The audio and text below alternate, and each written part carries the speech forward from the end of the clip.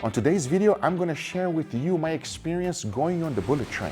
But not only that, we got a lot more. I'll be hitting the street foods and seeing some incredible foods that I've never experienced before. And in the end, we're gonna go to an omakase restaurant where they serve one of the best Wagyu beefs in Japan. All coming up right now.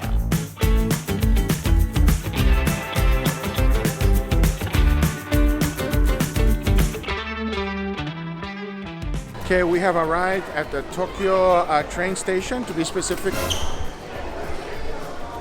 That almost fell. We're gonna take the bullet train right now. But first, one of the things you must do whenever you're taking a bullet train is to get some lunch boxes. Because we're gonna be eating on the bullet train, everybody. This is what it looks like. Bento box time. This one looks very interesting.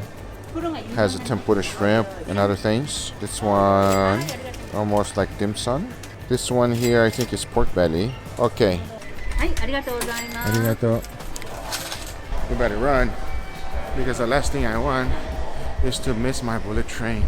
Being in Japan, I noticed one thing. Japanese people are always on time. And if the train is ever late, they literally have to put an announcement on TV. This rarely happens though, but when I tell you it is on time, I mean it. And on today's trip, I am going from Tokyo to Kyoto. And it's gonna take about 2 hours and 40 minutes. Man, these trains are fast.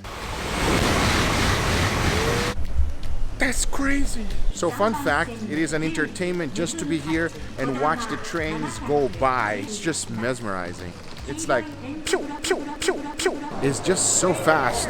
And when it comes in, it's nice and mild, like a gentle giant, you know? The bullet train uses magnetic levitation. As the train is leaving the station, it's actually on wheels. But then as it speeds up, the wheels retract, and the power of magnets allows the train to hover over the ground. The bullet train can reach speeds up to 300 kilometers per hour. And I don't know about you, but the bullet train is almost as fast as my bike. Google, move! Watch out! However, before getting on the train, manners and rules are important. You must keep your voice down, your phone gotta be on silent, do not block any aisles with luggage, and of course, be mindful of other passengers whenever you recline in your seat. With all that being said, my train has arrived. We're starting to go, and it's nice and gentle. And it builds up speed little by little. So first of all, we have to speak really quiet when we are inside of the train. That's why I'm speaking as quietly as possible. Welcome to Guga ASMR. So this is my first bento box here in Japan, and it's gonna be inside of the bullet train.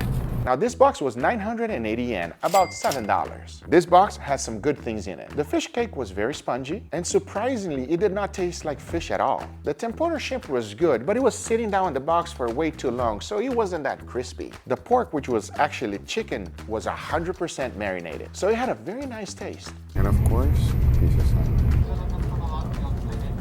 strong fishy flavor. I would say I would give this box a 7 out of 10. Now, one of the things that you can't tell on the video is that riding on a bullet train is way smoother than riding on an airplane. There is zero turbulence, and whenever it's accelerating, you don't feel it. And even less when you're slowing down. Whenever you're traveling on the bullet train though, you don't realize how fast you're going. Because when you look outside the window, things that are close to you is just a blur. But the ones that are very far away, you can actually tell what they are. We have arrived in Kyoto. The bullet train was awesome, and if you have the chance, definitely go on it. It's truly an experience you must have. The first stop in Kyoto was the Fushimi Inari Shrine. It's the oldest Shinto shrine in Japan, and also the most visited.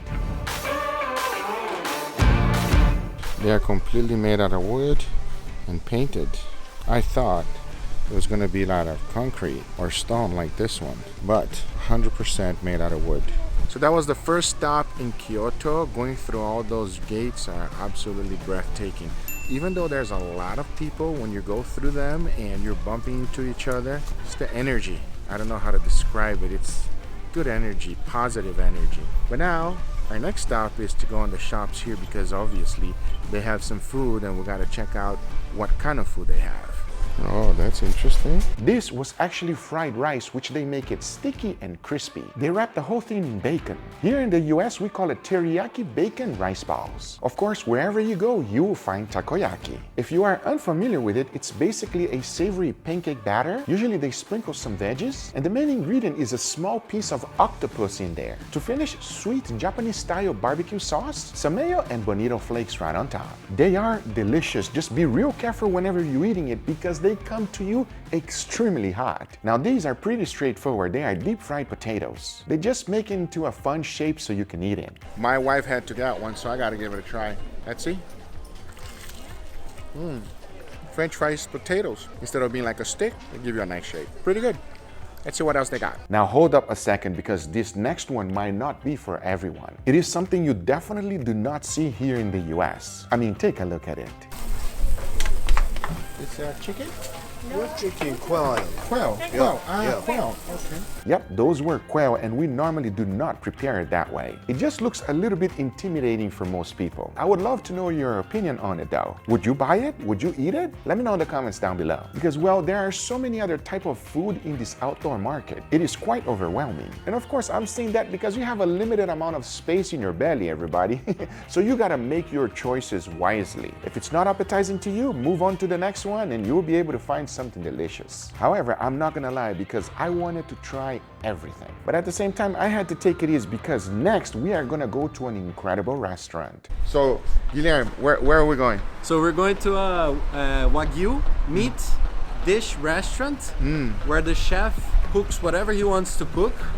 It's an omakase restaurant. An omakase Wagyu beef style restaurant. So usually omakase is served with like sushi, and you know, the traditional Japanese chef is right in front of you making the sushi for you. But this one, they literally do it with Wagyu beef. I've never heard of it. I've never even thought it was a possibility to do something like that. Can you see the excitement?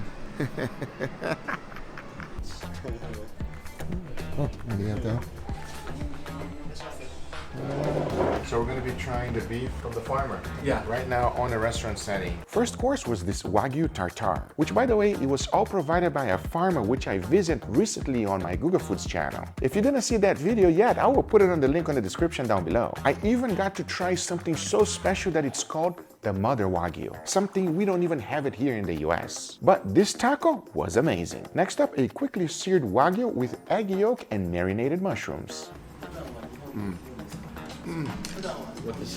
For some reason, whenever you're combining egg yolks, mushrooms, and steak together, it's just phenomenal. Following that, we got picanha. It was seared and cooked directly on charcoal, which I love. Charcoal there, that smokiness, right?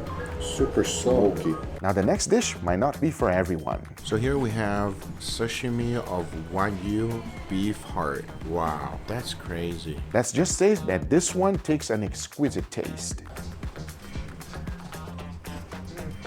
Then dish after dish kept coming, but this one caught my attention. It's a Wagyu beef tartare on the bottom, and on the top, squid. All 100% raw squid. Very little seasoning, almost none. Mainly, the only thing that provided salt was the caviar right on top, followed by a little bit of lemon zest, which the chef did right in front of us. But I am happy to say that that was delicious. Yeah, I know, some people might not like raw beef, but it's delicious, everybody. The things the chef was able to create using Wagyu was totally insane. Many of the dishes prepared right after I had never seen before. To say this restaurant was an awesome experience was a total understatement. I never thought I would be able to experience this Japanese Wagyu beef so many different ways. It is a restaurant to remember. And don't forget, if you have the chance to go on the bullet train, do it. It is 100% worth it, and don't forget to bring an awesome book for you to read while you're on the bullet train. I've put so much energy and effort in this book, and I know you will enjoy. If you haven't gotten yours yet, make sure you do. I hope you guys enjoyed this video. If you did, hit that thumbs up. If you're not a subscriber, be sure to subscribe, and I'll see you guys on the next one. Take care, everybody. Bye-bye.